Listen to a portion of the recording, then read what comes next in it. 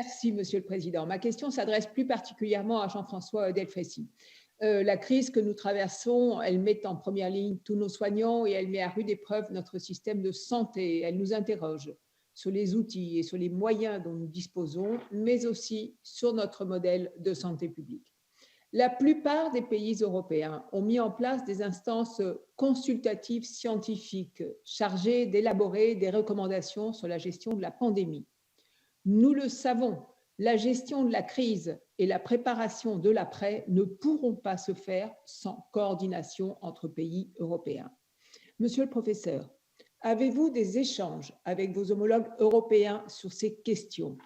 Comment mieux se coordonner, harmoniser nos meilleures pratiques, faire converger nos méthodologies en matière de collecte de données, gérer ensemble, même si c'est dans un rythme différent, les périodes de déconfinement, ces périodes grises foncées, et puis comment parvenir, dans le moyen terme, à l'émergence d'une véritable autonomie européenne en matière de santé. Et puis, dans cette crise globale qui touche l'humanité tout entière, la coopération internationale sanitaire et scientifique doit aussi avoir toute sa place. Quel est votre regard sur les différentes formes de coopération existantes, sur leurs atouts et sur ce qu'il faudrait améliorer en termes de gouvernance mondiale, sanitaire et scientifique lorsque la crise sera derrière nous? Je vous remercie. Est-ce que nous avons des relations avec l'international? Oui, bien sûr. Ça fait partie intégrante, me semble-t-il, de notre mission.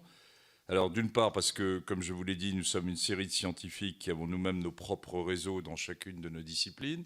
Et évidemment, par exemple, sur les modélisateurs, il y a une sorte de famille des scientifiques qui construisent des modèles et qui sont évidemment importants et qui se connaissent. Et donc, on est en relation avec la London School ou des équipes américaines du NIH. Au niveau de l'Europe et de la science au niveau européen, eh bien, vous avez tout à fait raison de nous interpeller. Oui, on est en relation avec différentes équipes européennes, mais je pense qu'on peut faire mieux. On a une réunion qui est une fois par semaine, avec un peu l'équivalent de ce qu'est le comité scientifique français. Les modèles ont été un peu différents dans les groupes de scientifiques. Il y a partout dans chaque pays un groupe de scientifiques qui est là en appui d'agences qui pouvaient déjà exister, ou un peu du type comme le nôtre, le comité français étant probablement le plus autonome dans sa mission initiale.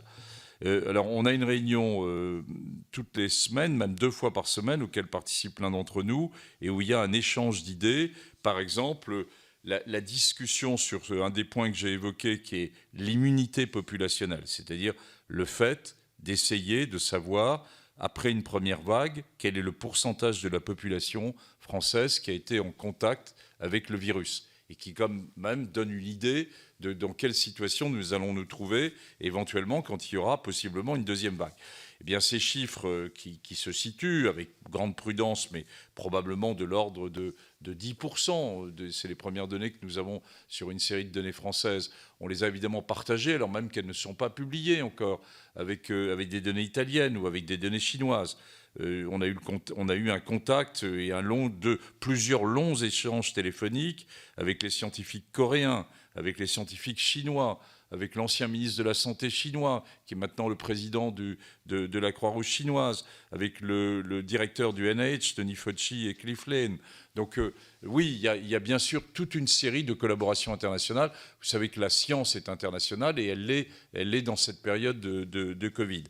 Alors par contre, sur la question de la relation internationale, je trouve que vous avez posé une très très bonne question, c'est-à-dire, est-ce qu'il doit y avoir une réflexion, par exemple, à la sortie du confinement, qui est une réflexion uniquement à la française? La réponse est non. Enfin, moi, ça m'apparaît aberrant. Si on donne uniquement une série de recommandations et ensuite de processus opérationnels à la française, et alors qu'est-ce qui se passe de l'autre côté de la frontière avec l'Allemagne ou le Luxembourg, par exemple? Bien sûr qu'il faut avoir une vision européenne. Et bien sûr que l'Europe n'est pas encore suffisamment au rendez-vous dans cette approche rationnelle et constructive à la fois sur les éléments à mettre en place pour la période de post-confinement et pour une construction commune. Alors, il y a quand même quelques points. L'essai français, un essai thérapeutique qui essaie d'évaluer, vous savez qu'on n'a pas de vraies molécules efficaces contre ce virus, enfin, du moins qu'il a prouvé selon les schémas classiques.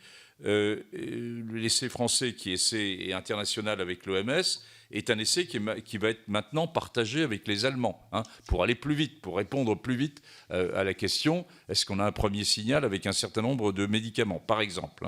Deuxièmement, je sais, vous aurez l'occasion d'écouter ultérieurement, mais que dans la discussion sur l'utilisation du numérique dans cette période de post-confinement et donc du tracing, excusez-moi du terme, des personnes, des contacts qui ont pu avoir lieu, eh bien, un outil possiblement utilisable sera un outil partagé avec les Allemands et avec les Suisses.